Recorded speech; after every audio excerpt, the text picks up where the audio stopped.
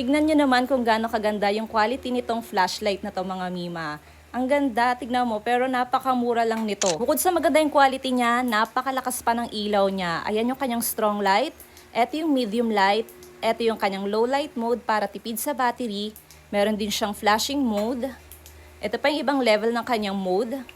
And hindi lang yan, meron din siyang tail light. Ayan, na napakalakas din. Ayan yung kanyang white light mga mima.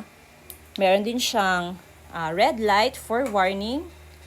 Ayan. Meron din siyang UV light for money verification. Ayan. Meron din siyang red and blue flashing for emergency purposes. Tignan nyo kung gaano kalakas oh. Ayan. Ayan pa yung ibang mode ng kanyang red and blue light. Diba? And hindi lang yan mga mima. Telescopic zoom pa ito.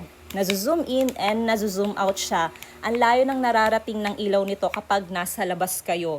Waterproof and rechargeable na rin ito mga mima. Tingnan nyo mukhang bakal pero plastic lang yung material nito. Ayan. Sobrang useful nito. Magagamit mo to sa dilim o kaya pag nawalan ng kuryente dyan sa inyo. Kaya for the go na.